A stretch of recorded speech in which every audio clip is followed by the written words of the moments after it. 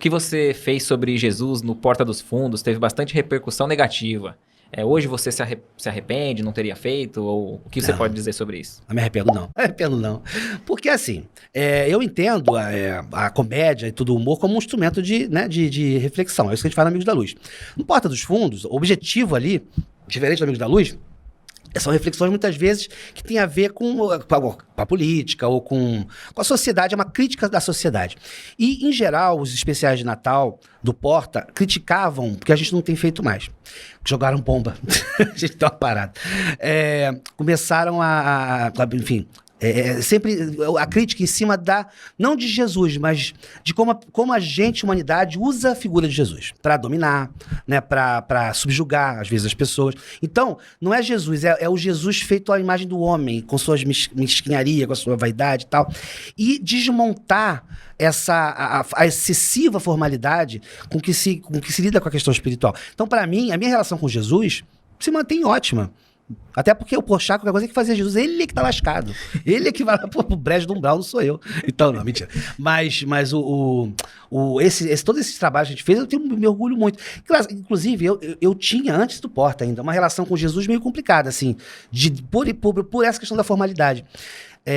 Numa prece, por exemplo, uma vez eu me vi numa prece. Sabe quando seu pensamento se divide em dois? Isso acontece contigo?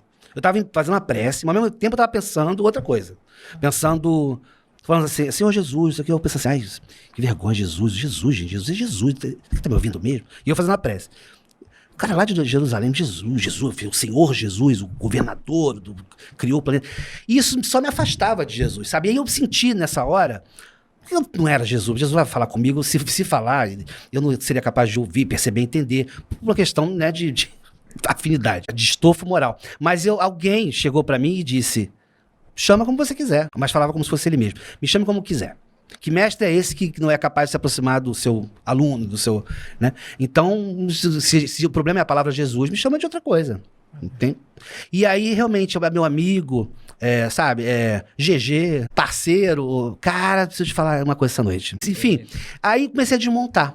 Hoje volto a falar Jesus, porque Jesus é uma palavra bonita mesmo. E eu ficar também inventando maneira de chamar Jesus, para não chamar de Jesus, acaba me levando para outro lugar também. Então, eu tenho TDA.